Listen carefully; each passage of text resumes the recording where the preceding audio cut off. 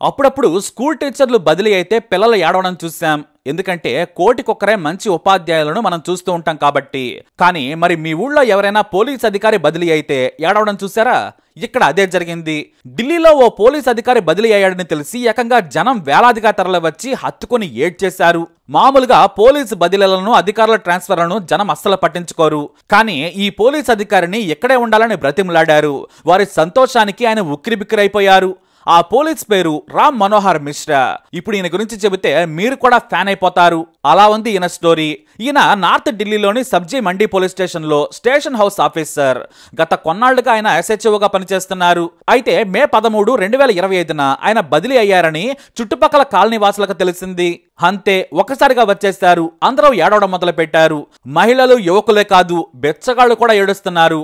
అంతెందుకు, చివరకు నేరస్తులు సైతం ఆయన హత్తుకున్నారంటే అర్థం చేసుకోండి. మీరు వెళ్లొద్దంటే వెళ్లొద్దని స్టేషన్లకు తరలి వచ్చేశారు. కానీ ఉన్నతాధికారుల నిర్ణయాన్ని నేను గౌరవించాలి. నేను స్టేషన్ మారతానేమో కానీ డ్యూటీ మారదు కదా అని సర్ది చెప్పారు మిశ్రా.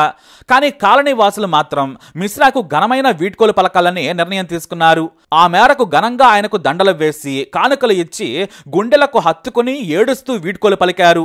మహిళలు సైతం అన్నా అని ఆ పోలీసును హత్తుకుని ఏడవడం కంటతడి పెట్టించింది. మామూలుగా పోలీసులంటే కరుకుగా ఉంటారు. ప్రతి చిన్న విషయానికి లంచాలు తినే వాళ్ళను తరచుగా చూస్తుంటాం. ఇంకొంతమంది అయితే ఏకంగా తాము పైనుంచి దిగి వచ్చినట్లు ప్రవర్తిస్తుంటారు. చిన్న పెద్ద అనే గౌరవం లేకుండా ప్రవర్తిస్తుంటారు. కానీ మిశ్రా నిజమైన పోలీస్. డ్యూటీకి మానవత్వాన్ని జోడించారు. అంతకుమించి మంచితనాన్ని కూడా ఆయన తన వృత్తిలో భాగస్వామ్యం చేసేశారు. తానక్కడ 4 ఏళ్లున్నా కూడా ఒక్క యువకుడిని కూడా నేరం చేశాడని కేసు పెట్టలేదు. అరెస్ట్ చేసి సెల్లో ఉంచలేదు. వారందరినీ ఆయన మార్చేశారు. కౌన్సిలింగ్ ఇచ్చి పంపించేవారు. కొంతమంది నేరస్తులైతే మిశ్రా మంచితనం చూసి ఆ ప్రాంతం నుంచి ఖాళీ చేసి వెళ్లిపోయారు. ఇంతకీ ఆయనంటే ఆ ప్రజలకు ఎందుకంత మమకారం? పోలీస్ స్టేషన్లోని SHOతో వారికి పరిచయం కూడా ఉండదు కదా. మరి వేలాది మంది ఎందుకు వచ్చారంటే దానికి కారణం ఉంది. ఒక చిన్న ఉదాహరణతో మిశ్రా గొప్పతనం ఏంటో మనం చెప్పొచ్చు. మామూలుగా స్టేషన్ హౌస్లోకి చిన్నపిల్లలు వెళ్లేందుకు కూడా సాహసం చేయరు. కానీ మిశ్రా వచ్చిన తర్వాత అందరూ వెళతారు. తాజాగా తన పరిధిలోని కాలనీలో ఓ కుర్రాడి కొత్త సైకిల్ ఇంటి ముందు తాళం వేసి ఉన్నా కూడా దొంగలు తెలివిగా ఎత్తుకెళ్లిపోయారు. అతని తండ్రి కొడుకుని బాగా తిట్టాడు, కొట్టాడు కూడా. నేను కష్టపడి సంపాదించి 6,000 పోసి సైకిల్ కొనిపెడితే వారం రోజులు కూడా జాగ్రత్తగా ఉంచుకోలేదని తిట్టేశాడు. దీంతో తండ్రి తిట్టాడనే కాదు, తనకు ప్రాణమైన సైకిల్ కూడా పోవడంతో స్టేషన్కి వచ్చి ఫిర్యాదు చేశాడు ఆ చిన్నారి. వెంటనే 2 కానిస్టేబుల్లను పంపించారు మిశ్రా. దగ్గరలోని సిసి ఫుటేజ్ను గమనించగా 2 వ్యక్తులు బైక్ మీద సైకిల్ ఎత్తుకెళ్తూ కనిపించారు. దానిపై విచారణ సాగుతోంది. అయితే 2వ రోజే ఆ కుర్రాడు స్టేషన్కి వచ్చేశాడు. సార్, నా సైకిల్ దొరికిందా అని ఏడుస్తూ అడిగాడు. అంతే, ఆ కుర్రాడి బాధ చూడలేక వెంటనే కొత్త సైకిల్ కొనిపెట్టారు మిశ్రా. మిశ్రా మంచితనం చూసి ఆ చిన్నారి తండ్రి వెంటనే స్టేషన్కి వచ్చేసి డబ్బులు ఇవ్వబోయారు. ఇదే సాయాన్ని ఎవరికైనా చేయమని చెప్పేసి పంపించారు ఆయన. తనతో పాటు చుట్టూ ఉన్న వారి మనుషులను కూడా మార్చగల శక్తి ఆయనకుంది. అదే చేస్తూ ఉంటారు. మిశ్రా SHOగా వచ్చిన కొత్తలో తన స్టేషన్కు దగ్గరలో ఓ దృశ్యం చూసి చలించిపోయారు ఆయన. ఆవులకు బ్రెడ్ ముక్కలు వేసి చాలా మంది మొక్కుతూ పెడుతున్నారు. వాటికి పూజలు చేస్తున్నారు. ఇంకొంతమంది పళ్ళు కూడా పెడుతున్నారు. ఆ పక్కనే బెచ్చగాళ్లకు, వృద్ధులకు మాత్రం ఎవ్వడో కూడా తిండి కూడా పెట్టడం లేదు. వాళ్ళు ఆవుల దగ్గర ఉన్న బ్రెడ్లు, పండ్లు తీసుకొని కడుపు నింపుకుంటున్నారు. దీంతో వెంటనే స్టేషన్ దగ్గర ప్రతిరోజు మధ్యాహ్నం, రాత్రి సమయంలో బిచ్చగాళ్లకి, వృద్ధులకి ఉచితంగా భోజనం ఏర్పాట్లు చేశారు. బిచ్చగాళ్లు వచ్చి అక్కడ తిని వెళ్లొచ్చు. అంతేకాదు, కాళ్ళు చేతులు బాగున్నవారు అడుక్కుంటున్నారని చూసి వారికి కౌన్సిలింగ్ ఇచ్చారు. జుట్టు కట్ చేయించి కొత్త బట్టలు తొడిగి పని చేసుకుని ఘోరంగా బ్రతకాలని వారిని మార్చేశారు మిశ్రా. ఇక నేరాల్లో ఇరుక్కున్న చాలా మంది యువకులకు కౌన్సిలింగ్ ఇచ్చారు. కొత్తగా మొదటిసారి నేరం చేసిన ప్రతి ఒక్కరికి ఆయన కౌన్సిలింగ్ ఇచ్చి వారిని సన్మార్గంలో పెట్టారు. వాళ్ళు ఏం చేస్తున్నారని స్వయంగా మళ్ళీ వాళ్ళ ఇంటికి వెళ్ళి కలిసి వచ్చేవారు. తల్లిదండ్రులతో కూడా మాట్లాడేవారు. పని చేస్తున్నారా లేదా గాలికి తిరుగుతున్నారా అని వాకపు చేసేవారు. దాదాపుగా 2 సార్లు ఆయన దారిలో పెట్టేందుకు ప్రయత్నం చేస్తారు.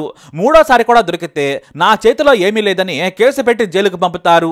పాత నేరస్తులను తప్ప ఆయన ఉండగా ఒక్క కొత్త నేరస్తుడు కూడా జైలుకు వెళ్లలేదంటే మిశ్రా తన డ్యూటీకి ఎంతటి హ్యూమన్ టచ్ ఇచ్చారో అర్థం చేసుకోవచ్చు. పైగా ఆ యువకులను ఏకంగా పోలీసులతో కలిసి పనిచేసేలా ఇన్ఫార్మర్స్ గా నియమించుకున్నారు ఆయన. మిశ్రా ఉన్నంత వరకు రహదారి వెంబడి వ్యాపారాన్ని పేదలు సంతోషంగా చేసుకున్నారు. రౌడీ మామూళ్లు, ఇతరత్రా మున్సిపాలిటీ అధికారులు కూడా ఇబ్బంది పెట్టకుండా ఆయన వారికి అండగా ఉన్నారు.